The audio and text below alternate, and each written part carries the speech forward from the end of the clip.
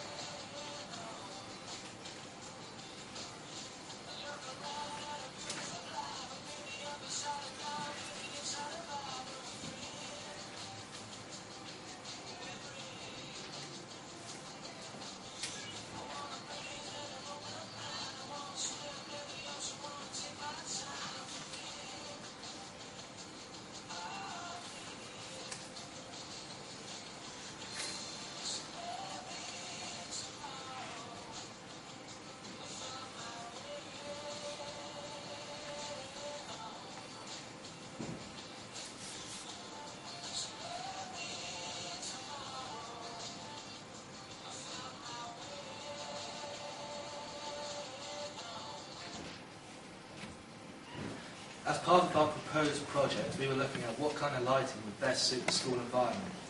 At the moment, within the college, they use fluorescent light tubes, which are about 56 watts each. And each light source in our specific area has 2 of these light tubes within it. The fluorescent lights are already a massive step up from the original tungsten bulbs, because the fluorescent lights are far more efficient.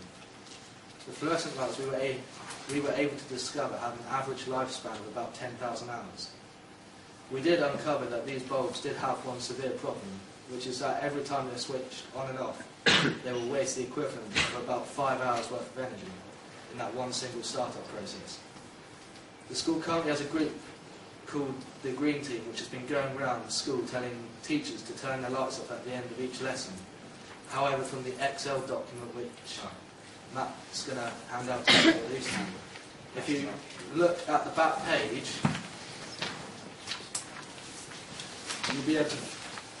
We've got some figures to show that every time you switch the light on and off between lessons, which wastes 5 hours. But if you leave the lights on all day, it's cheaper to leave the lights on all day than it is to switch them off between every lesson. And the LED lights, if you leave them on all day, they use a lot less energy than the fluorescent lights do. We decided not to look at all the lights around the school, so we decided to concentrate just the school science block. Through our research, we managed to identify that there are a total of 308 fluorescent lights in the classroom and science corridors. Through a class meeting we had with Mr. John Allard, we were told that the most cost-effective and energy-saving type of light source came from LEDs. Through this meeting, we were told that the average lifespan of an LED light is about 40,000 hours, which therefore means they last 4 times longer than the lights that are currently in place. We managed to find out that the cost of an average LED tube is about £50 to upgrade from the school's original lights. In order to change all the fluorescent lights in school to LED lights, it would cost about £15,400. This gives us a payback time of about 3 years. Once the LED lights have been installed, they require no further maintenance costs.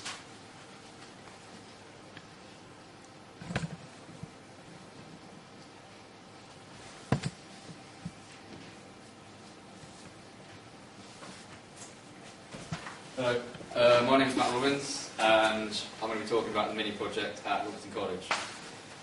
Firstly, our mini project involved using the New English block, only because it has its own power supply, which meant it was easier to look at the meter. Jesus. Okay, so we could target where the energy was being used, and we could use it as the mini project to refer to. For our mini project, we chose to look at two main energy wasters in the school, which is lighting and computers. Launceston College is a technology college, which has many computers, both CRT and flat screen, which consume large amounts of energy, a lot of which is wasted both through sound and heat. Like many schools and colleges, lighting is a major issue to maintain satisfaction of those teaching and of those being taught. Our mini project focused on the English block to see how much exactly the block is using. Every Monday and Friday we would look at the meter in the block and check the rates. There are two rates. Rate 1 is the day rate and rate 2 is the night rate. Our project lasted a duration of 2 weeks. Week 1 was spent looking at the average energy output in a normal everyday week. For week 2 we emailed every teacher, or Mr. Joy did, and we asked them to switch off all computer monitors when they're not in use and to turn the lights off at the end of the day. This was done to see if there would be any sort of energy drop in a single week. The English block's lighting is made up of mainly fluorescent lights. As Stuart stated before, fluorescent lights waste 5 hours worth of energy every time they're switched on and off. Only switching them on in the morning and off at the end of the day saves approximately £18 a week. Our findings. We were able to see that rate 2, the night rate, had successfully dropped by 5 kilowatts per hour. This shows that during the second week, more computers were being turned off but not in use, and that perhaps the fluorescent lights remained on for the duration of the day. To improve this mini project, we would need to use a long-term investigation, looking at 6 months' worth of rates and then comparing differences to work out how much energy is actually being unnecessarily wasted. Recommendations for Launceston College. Our group for investing the £30,000 on upgrading the CRT monitors, which Matt said earlier, to flat screen will help decrease the wattage output. We also think that in order to save a vast amount of money, it would be worthwhile to invest in LED lights, as they don't waste energy through heat and they have a much longer lifespan, making for less changes. And they don't use as much energy, therefore saving more money in the long run. The only problem with LED lights is the initial startup cost, which is £50 for one of these tubes per tube. With our initial energy audit of the school science block, we found that there were 308 fluorescent lights altogether. To convert all of these into LED, it would cost £15,400.